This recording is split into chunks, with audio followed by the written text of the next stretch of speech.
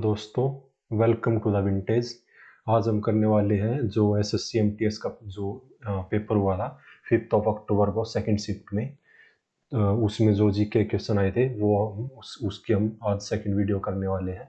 और जो ये क्वेश्चन आए हैं ये आपके जो अपकमिंग जीडी का एग्ज़ाम है या रेलवे एनटीपीसी ग्रुप डी या इसके अलावा जो कोई भी स्टेट एग्ज़ाम्स है जिनमें जीके पूछी जाती है उनमें ये क्वेश्चन आपको डेफिनेटली देखने को मिलेंगे।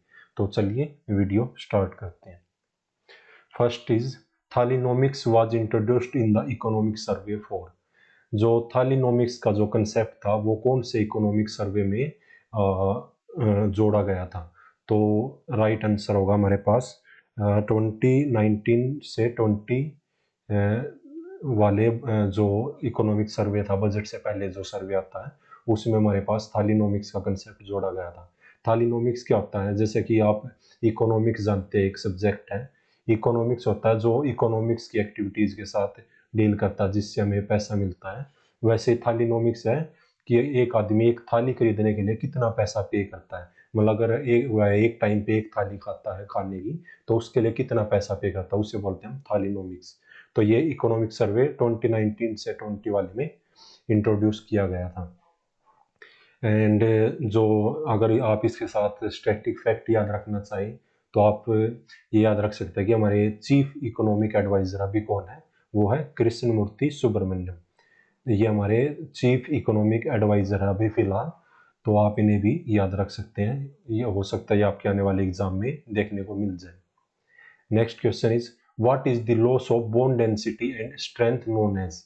Fibrous dysplasia, osteoporosis, acromegaly, D fracture. तो इन्होंने पूछा कि जो बोन की जो डेंसिटी कम हो जाती है, हड्डियां कमजोर हो जाती है या उनकी जो ताकत है वो कम हो जाती है तो उसे क्या कहा जाता है? तो जो इसका राइट आंसर होगा वो होगा सेकंड, ऑस्टियोपोरोसिस, मतलब हड्डियां कमजोर होना। अगर आपको ऑस्टियो कहीं पे भी दिखाई दे तो वो हड्डियों से रिलेटेड होता है, बोन से रिलेटेड होता है। तो आप इसे ऐसे याद रख सकते हैं, ऑस्टियोपोरोसिस मतलब हड्डियों की जो हड्डियों के अंदर जो मटेरियल होता है वो कम हो जाता है तो उसे बोला जाता है ऑस्टियोपोरोसिस।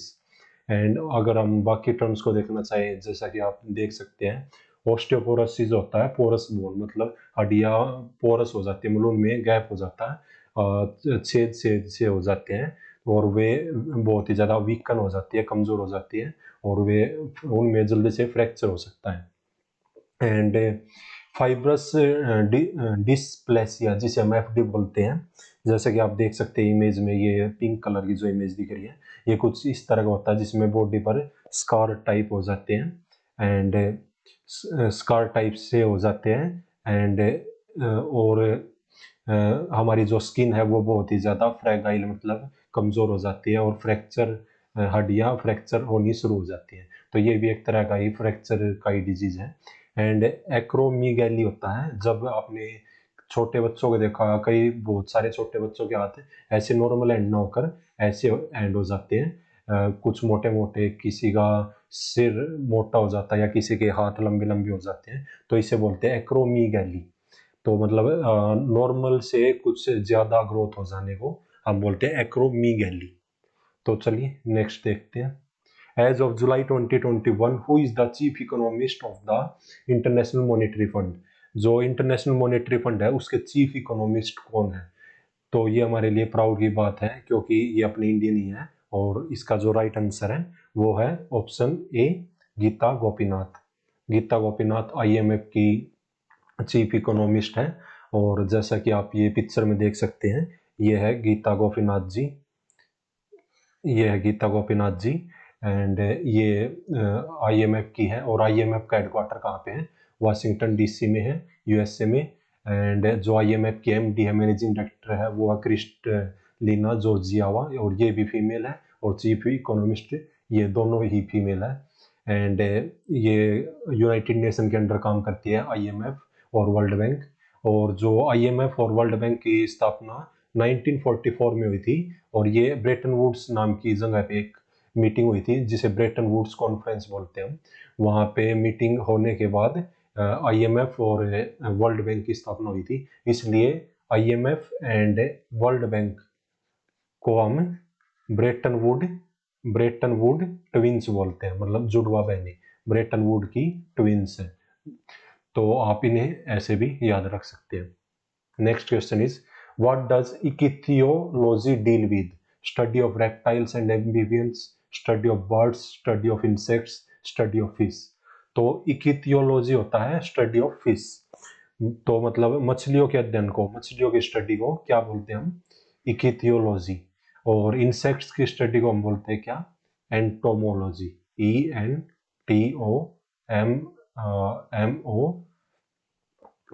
ENTOMOLOGY, entomology.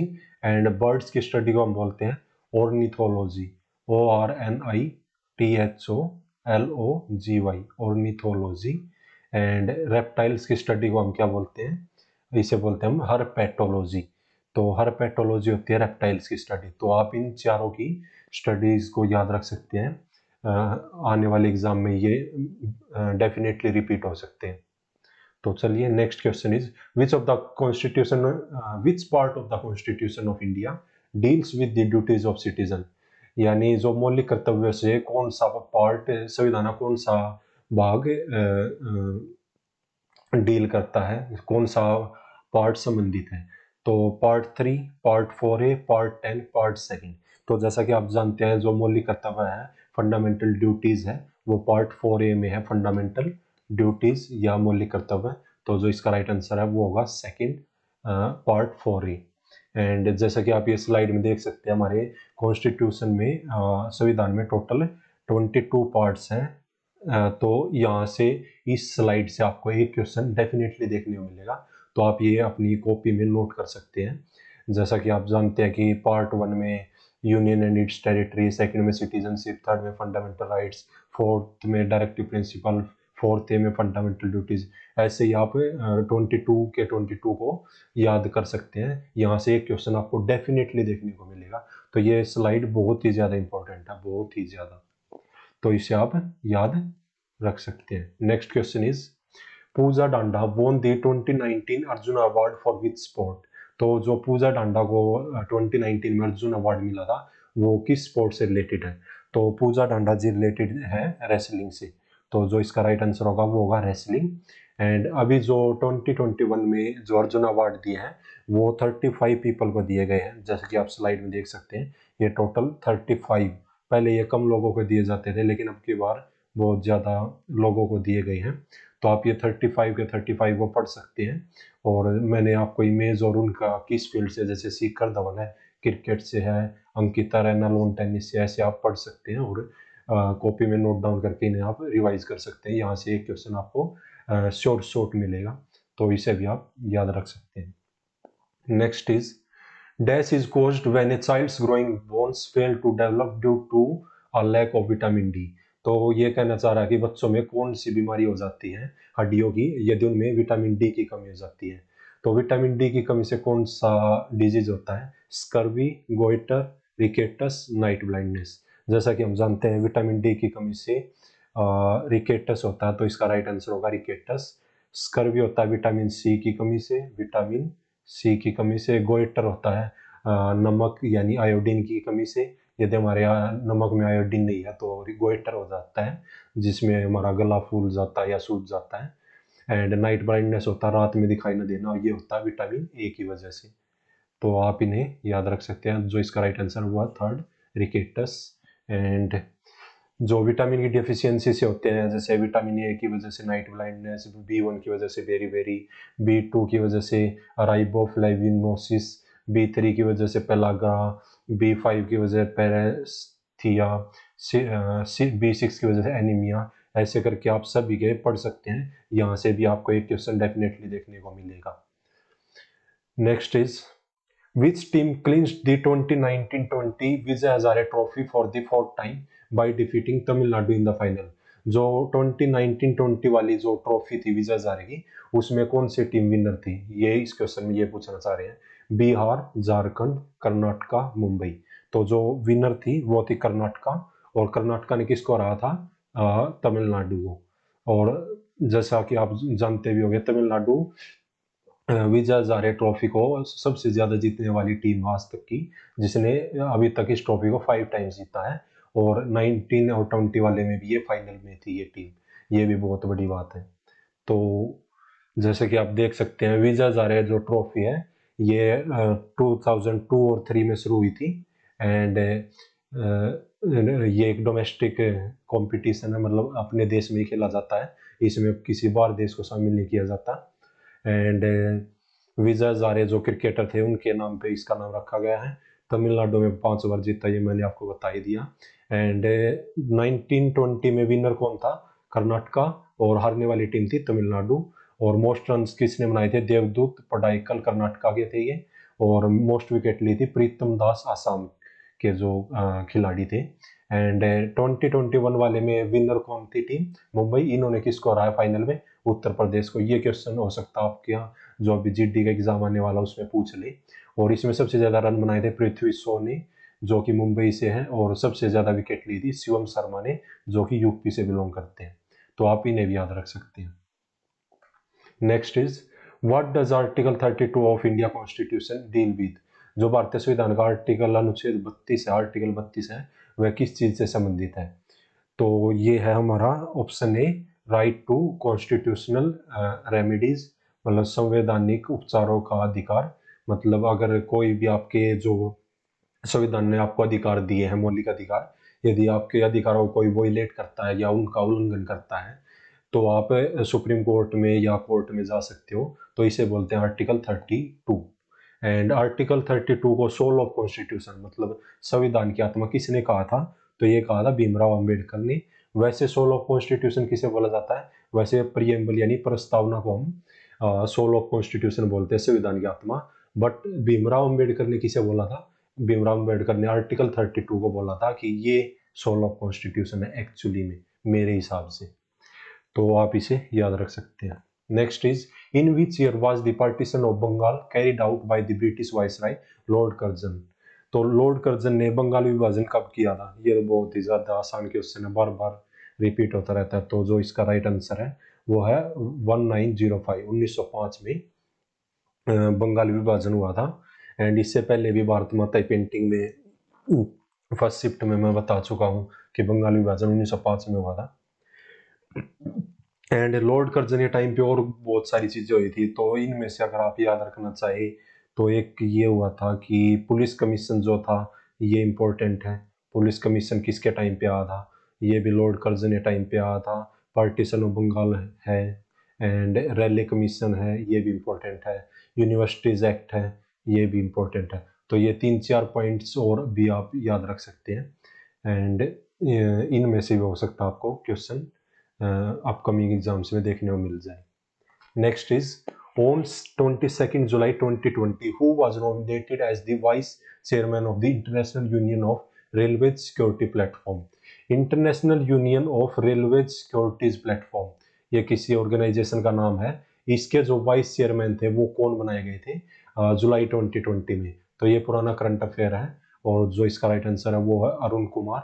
और ये अभी हमारे काम का नहीं है, बट अगर पूछा तो आप इसे देख सकते हैं। Cheraw dance is a traditional dance from which state? तो जो चिराओ डांस है वो कौन से स्टेट्स का डांस है? मिजोरम, सिक्किम, आसाम, अरुणाचल प्रदेश। तो जो चिराओ डांस है वो है हमारा मिजोरम का डांस।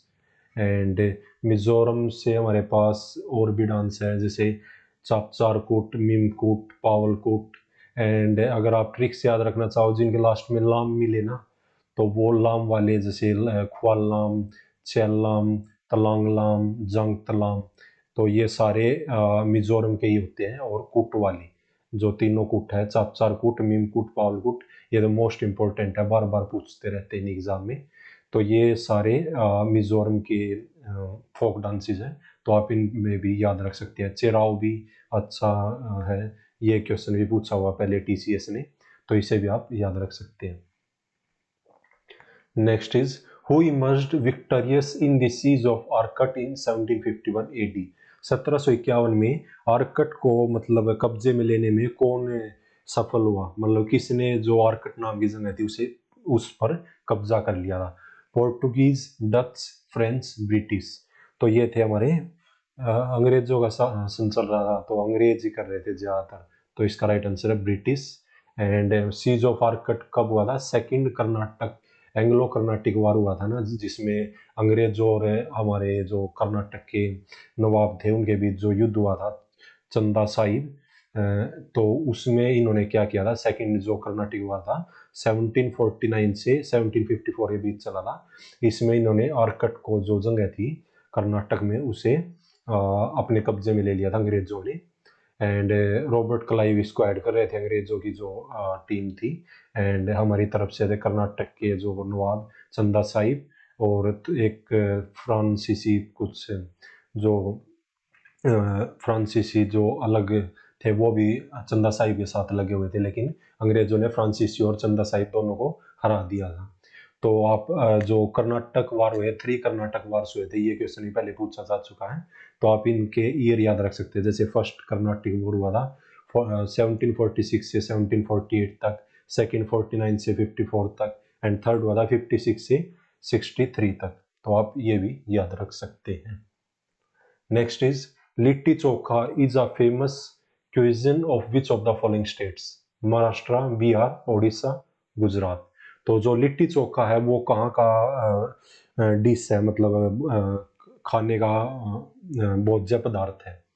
तो जो हमारे बिहार के साथी हैं उन्हें पता होगा कि ये बिहार का है। लिट्टी चोखा वहाँ पर बहुत ज़्यादा खाया जाता है, बहुत ही ज़्यादा फेमस डिश है बिहार की, तो आप इसे याद रख सकते हैं। एंड जैसा कि आप देख रहे हैं महाराष्ट्र में मिसल पाव मिलता है, पंजाब में मक्के दी रोटी सरसों दा साग मिलता है, वेस्ट बंगाल में कोसा मांगसो मिलता है, गुजरात में ढोकला, कश्मीर में रोगन जोश, तमिलनाडु में पोंगल त्योहार भी होता है इसके नाम पे, आसाम में पपाया खार, बिहार में लिट्टी चोखा। तो ऐसे करके आप सभी स्टेट्स का पढ़ सकते हैं इस वेबसाइट पर जाकर, मैंने ये लिंक दे दिया आपको। तो इस पर अगर आप क्लिक करें तो आपको स्टेट वाइज जो फेमस डिश होती है वो मिल जाएंगी। यहाँ से भी एसएससी क्वेश्चन पूछ रहा है, तो आने वाले एग्जाम के लिए आप पढ़ सकते हैं। Next question is which among the following instruments is used to measure either direct और अल्टरनेटिंग इलेक्ट्रिक करंट? तो करंट मापने के लिए इनमें से कौन सा यूज होता है? तो वो होता है एमीटर।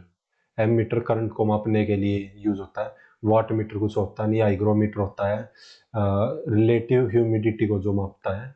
रिलेटिव ह्यूमिडिटी मतलब जो कोई चीज कितनी ज्यादा गीली है, उसमें कितनी ज्यादा नमी है, तो उसे हाइग्रोमीटर मापता है। पायरोमीटर होता है बहुत ज्यादा हाई टेम्परेचर को मापने के लिए, हाई टेम्परेचर को मापने के लिए यूज करते हैं। जैसे कि आपने देखा होगा कि अगर किसी का कोरोना चेक करना हो तो हम पायरोमीटर यूज करते हैं।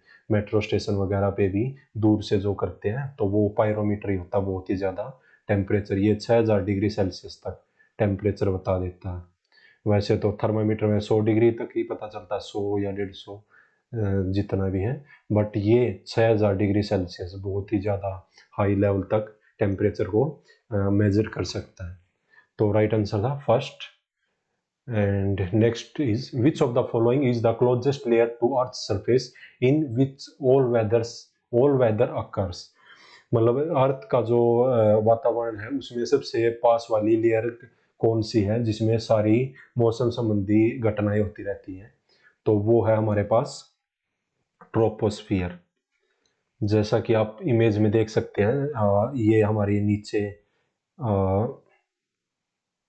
ये हमारी अर्थ है, यहाँ पे ये अर्थ है नीचे, ये इस पे पर्वत है, और सबसे पास में अर्थ के ट्रोपोस्फियर जिसमें वेदर बादल वगैरह सब होते हैं। इससे ऊपर हमारे पास स्ट्रेटोस्फियर, इसमें हमारे पास ओजोन होती है जो अल्ट्रावायलेट रे आती है सूर्य की तरफ से, तो उससे हमारी रक्षा करती है। फिर मेसोस्फियर जो मध्यस्फीयर जिसे बोलते हैं, थर्मोस्फियर होता है, बहुत ज़्यादा हाई टेम्परेचर होता है इसमें, और एक्सोस्फियर होता है बिल्कुल साफ जहाँ पर हमारे स्पेसशिप सैटेलाइट वगैरह जहाँ उड़ते हैं तो वो एक्सोस्फियर में होते हैं, तो इसे आप याद रख सकते हैं।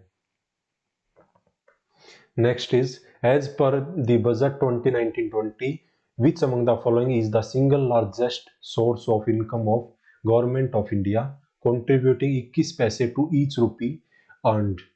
तो ये कहना चाह रहे हैं कि जो बजट था 20 वाला उसमें सबसे ज़्यादा जो गवर्नमेंट को फायदा हुआ वो कौन सी टैक्स से हुआ था कि उसने 1 रुपये पे 21 पैसे गवर्नमेंट को दिए। तो वो कौन सा था? नॉन टैक्स रेवेन्यू था, कॉरपोरेशन टैक्स था, कस्टम ड्यूटीज थी, या फिर सर्विस टैक्स? तो वो था हमारे पास कॉरपोरेशन टैक्स। Corporation tax. तो कॉरपोरेशन टैक्स क्या होता है? जो कॉरपोरेशन पे लगाया जाता है। कॉरपोरेशन क्या होती है? कॉरपोरेशन होती है बड़ी बड़ी कंपनियां जिन्हें बिजनेसमैन रन करते हैं। तो corporation tax is a direct tax imposed on the net income और profit that enterprises make from their businesses. जो बिजनेसमैन अपना जो प्रॉफिट बनाते हैं ना बिजनेस से, तो उस पर जो टैक्स लगाया जाता है उसे बोलते हैं कॉरपोरेशन टैक्स। कंपनी जो भी पब्लिक है या फिर प्राइवेट है, जो कि कंपनीज एक्ट 1956 के अंडर रजिस्टर है इंडिया में कि वो पब्लिक है या प्राइवेट कंपनी है, तो उन्हें ये कॉरपोरेशन टैक्स देना पड़ता है। और इस पे कितना टैक्स लगेगा, ये इनकम टैक्स एक्ट 1961 बताता है। तो इतना ज़्यादा हमें डिटेल में देखना नहीं, बस ये याद रखना है कि कॉरपोरेशन टैक्स ने हमें ज़्यादा प्रॉफिट दिया था 20 वाले बजट में, तो इसलिए बिजनेस बहुत ज़्यादा ज़रूरी है इंडिया के लिए। तो आप ऐसे याद रख सकते हैं। Next is which is the smallest bone in human body?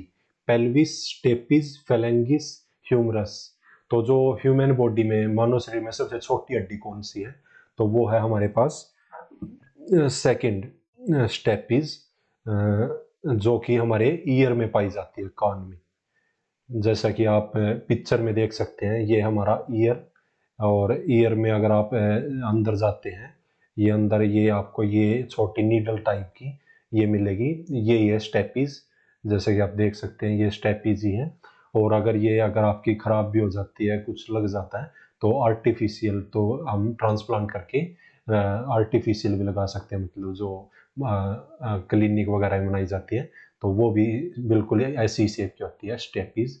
और अगर छोटी हड्डी का नाम आ गया तो बड़ी हड्डी भी आपको पता ही होगी। सबसे बड़ी हड्डी होती है हमारे शरीर में जांघ की हड्डी, जिसको हम बोलते हैं फीमर या फिर थाई बोन। जो जांघ की हड्डी होती है फीमर, ये हमारी शरीर की सबसे बड़ी हड्डी होती है, जैसा कि आप पिक्चर में देख सकते हैं। तो चलिए next is, in which year was the national archives of India establish? National archives of India की स्थापना कब हुई? तो ये हुई थी हमारी 1891 में। और ये कहाँ पे है? ये है अभी दिल्ली में, लेकिन स्थापना इसकी 1891 में कलकत्ता में हुई थी, और बाद में हेडक्वार्टर न्यू दिल्ली में ट्रांसफर कर दिया गया। और इसका काम क्या है? ये पुराने रिकॉर्ड को, नॉन करंट रिकॉर्ड, यानी जो करंट के रिकॉर्ड नहीं, यानी ओल्ड रिकॉर्ड्स है, उनको मतलब संभाल के रखता है, जो गवर्नमेंट ऑफ इंडिया के जो पुराने रिकॉर्ड थे उनको। और क्यों संभाल के रखता है? ताकि कोई भी मतलब प्रशासनिक अधिकारी, एडमिनिस्ट्रेटर है या फिर स्कॉलर्स है, विद्वान लोग हैं, उन्हें कोई रिसर्च करना है या फिर कोई चीज़ ढूंढनी है, तो वो इन डॉक्यूमेंट्स को जांच पड़ताल कर सकते हैं। और ये national archives of India NAI किसके अंडर आता है? ये आता है मिनिस्ट्री ऑफ कल्चर के अंडर। एंड मिनिस्ट्री ऑफ जो हमारे कल्चर मिनिस्टर है वो अभी कौन है? जी किशन रेड्डी। तो मिनिस्टर रिस्पॉन्सिबल का आंसर क्या होगा? जी किशन रेड्डी। तो ये स्टैटिक फैक्ट भी आप साथ में याद रख सकते हैं। तो चलिए next question is, the dash plateau is subdivided into Garo hills, Khasi hills, Jaintia hills, named after the tribal groups inhabiting the region. मतलब कौन सा एक ऐसा रीजन है या प्लेट्यू है जहाँ पर रहने वाली जनजातियां हैं, जो जैसे गारो, खासी, जयंतिया, वहाँ की जो जनजातियां हैं उनके नाम पर वहाँ की हिल्स यानी पर्वतों का या चोटियों का नाम रखा गया है। तो आपको पता होगा गारो, खासी, जयंतिया ये कहाँ की है? ये है मेघालय की। तो इसका राइट आंसर होगा मेघालय। एंड तो चलिए नेक्स्ट, इसमें और तो कुछ है नहीं। विच of the following is the third highest mountain in the world? तो हमें पता है सबसे हाईएस्ट तो एवरेस्ट है, बट इन्होंने पूछा थर्ड हाईएस्ट। तो थर्ड हाईएस्ट है कंचनजंगा, और ये कंचनजंगा है हमारे यहाँ का। और ये कहाँ पड़ता है? हमारे यहाँ भी सिक्किम में। तो टॉप 10 जैसे कि आप देख सकते हैं वर्ल्ड में है माउंट एवरेस्ट, जो कि नेपाल में पड़ता है, एंड इसकी हाइट है 8848 मीटर। सेकंड पे है K2, जिसे हम गोडविन ऑस्टिन भी बोलते हैं, Godwin Austin, Godwin Austin. And ये पाकिस्तान और चाइना वाले एरिया में पड़ता है, POK में, और इसकी हाइट है 8611। और थर्ड पे हमारा कंचनजंगा, जो सिक्किम में है, नेपाल इंडिया बॉर्डर पे, एंड इसकी हाइट है 8586। तो ऐसे करके आप टॉप 10 माउंटेन्स को भी पढ़ सकते हैं। और यहाँ से हो सकता है आने वाले एग्जाम में क्वेश्चन देखने को मिले। Next is who is the author of shame book? Charles Dickens, Rudyard Kipling, Erich Segal, Salman Rushdie. तो सेम बुक लिखी है सलमान रुश्दी ने, तो जो राइट आंसर होगा वो होगा फोर्थ। एंड सलमान रुश्दी जैसे कि आप जानते हो मान बुकर प्राइज भी मिल चुका है इन्हें, और ये बहुत ही मतलब एमिनेंट राइटर है, एंड इनकी बहुत सारी बुक है जैसा कि आप देख सकते हैं। सलमान रुश्दी की बुक जो मैंने दी है ये बहुत ही ज़्यादा इंपॉर्टेंट है, यहाँ से क्वेश्चन बार बार रिपीट होते रहते हैं। ग्रीमस, मिडनाइट चिल्ड्रन बहुत ही ज़्यादा इंपॉर्टेंट है, इसके लिए बुकर भी मिल चुका है इन्हें। सेम पूछ ही लिया। Satanic Verses Haroun and the sea of stories, the Moor's last sigh, the ground beneath her feet, fury, Shalimar, ये इतनी ज़्यादा इंपॉर्टेंट नहीं है। द इंचेंट्रेंस ऑफ फ्लोरेंस, ये भी इतनी इंपॉर्टेंट नहीं है, ये भी नहीं। द गोल्डन हाउस, ये भी ठीक है। एंड क्विक्सोटे, ये भी इंपॉर्टेंट बुक है, तो आप इन्हें भी याद रख सकते हैं। Next is which of the following is not a type of blood cell made by the bone marrow? जो हमारी बोन मैरो होती है वो कौन सा ब्लड सेल नहीं बनाती? Osteoclast, red blood cells, white blood cells, platelets. तो जो हमारी ब्लड सेल्स जो बोन मैरो होती है वो आरबीसी, डब्ल्यूबीसी और प्लेटलेट्स, आपको पता होगा 3 चीजें बनाती है। तो जो इसका राइट आंसर होगा वो 1, यानी ये ओस्टियोक्लास्ट नहीं बनाती, बाकी आरबीसी, डब्ल्यूबीसी और प्लेटलेट्स तीनों बनाती है। एंड जैसा कि आप पिक्चर में देख सकते हो ये बोन मैरो होती है, जैसे बोन मैरो होता है हड्डियों के अंदर का जो मटेरियल, इसमें हमारे पास ये येलो मैरो है। एंड ये जैसा कि आप देख सकते हैं इसमें ये पार्टिकल से है, ये रेड ब्लड सेल्स है, और फिर वाइट ब्लड सेल्स है रेड कलर में, और इसके साथ प्लेटलेट्स भी होते हैं हमारे पास। ये इस टाइप के वॉयलेट कलर में, जो बैंगनी कलर में आपको दिखाई देंगे इसमें, वो होते हैं हमारे प्लेटलेट्स। और जो रेड कलर में दिखाई देंगे वो होंगे वाइट ब्लड सेल्स, और जो हल्के वॉयलेट कलर में दिखाई देंगे वो होंगे रेड ब्लड सेल्स। तो आप देख सकते हैं ये हड्डियों के अंदर होता है, और अगर ये कमज़ोर हो जाए तो हमें डेंगू वगैरह में प्लेटलेट्स कम हो जाती हैं, तो ये कम हो जाती हैं अंदर, तो यानी हमारी हड्डियाँ कमज़ोर हो जाती है इसमें। Bone marrow is a spongy substance found in the centre of bone. तो जो बोन मैरो, जो बोन्स के अंदर जो होता है उसे बोलते हैं bone marrow. In it manufactures bone marrow stem cells and other substance which in turn produce blood cells. तो ये क्या करते हैं, बोन मैरो सेल्स बनाते हैं, और उन सेल्स से हमारे पास ब्लड सेल्स बनते हैं, जैसे डब्ल्यूबीसी, आरबीसी। और जो रेड ब्लड सेल्स होते हैं वो ऑक्सीजन को पूरी बॉडी में पहुंचाते हैं, ये हमें पता है ही। Next question is Ovi, a typical folk song which is made of couplets describing women's maternal and martial homes is sung by village women folk while performing routine course throughout the day belongs to which state? तो इन्होंने पूछा कि जो ओवी एक folk song है, एक जो लोक नृत्य है, वो मिलाव द्वारा गाया जाता है अपने घरों को याद करने के लिए, घर वालों को याद करने के लिए, और ये एक गांव में, तो ये कौन से स्टेट में फेमस है ओवी? तो इसका जो राइट आंसर है वो है महाराष्ट्र। महाराष्ट्र जो वुमेन है, महाराष्ट्रन वुमेन जो है वो इससे गाती है। एंड इसमें और तो कुछ बताने वाला है नहीं, आजकल टीसीएस आर्ट एंड कल्चर पे ज़्यादा फोकस कर रही है, तो आप आर्ट एंड कल्चर भी पढ़ सकते हैं। और आर्ट एंड कल्चर में भी क्या, folk dances, folk dances, music, festivals and fairs and dishes. ये क्वेश्चन आपको यहाँ से क्वेश्चन देखने को मिलेगा ही मिलेगा, तो आप इन्हें भी पढ़ सकते हैं। अगर टाइम मिलता है तो मैं भी आपको इन पे एक वीडियो सेपरेट बना के दे दूंगा। Next question is on 22 July actor Sonu Sood launched dash app to find jobs and offer specific job training programmes.